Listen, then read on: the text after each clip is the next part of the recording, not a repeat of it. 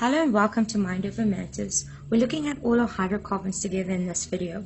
So hydrocarbon means that it's got a component of hydrogen and it's also got a segment of carbon. We know that there are three: alkane with a single bond, alkene with a double bond, and alkyne with a triple bond. We've also already completed the fact that we know what are these called, the prefixes. So this is meth, eth, prop, bute, pent, and finally hexane for technical science grade 12. So this structure, firstly, I must be able to identify the fact that it's an alkane. Why alkane? Because there's only single bonds between the carbon and the hydrogen. And the bonds that exist between the hydrogen and the carbon are what we refer to as London forces.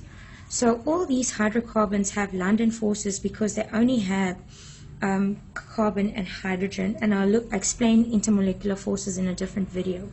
So here we know that this is 1, 2, 3, 4, so it's going to be bute, and it's an alkane, so it's going to end with that, so this one is going to be called butane. This is an alkene. How do I know it's an alkene? Because it has a double bond. Now, this one is not as straightforward as the alkane, because with alkenes we also have to include the number of the carbon on which we find the double bond. So you usually try to keep your functional group at the lowest number. So I will start counting from the left-hand side because the double bond is closer to that part of the molecule. So this is 1, 2, 3, and 4. So it's also going to be bute because there are 4 carbons. Then you have to write down the position of the double bond, so it's going to be called but1ene. This one is now in the middle, so it doesn't matter if you count from this side or you count from that side. For both of them, the double bond is on the second carbon, so this one is going to be but2ene. For this one, despite it being on the right-hand side and that one being on the left-hand side, because I want to always keep my functional group at the lowest carbon, I will start counting on that side. So this one is also going to be but1ene.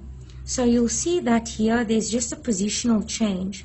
This and this has just changed its position, but it's still on the first carbon. So these two have the same name, but either one of them can be correct. So if you are asked to draw the structure of but1ene, someone who draws the diagram number 2 or diagram number 4, obviously with the completed hydrogens all around, they will both get the marks for but1ene because both of them are correct.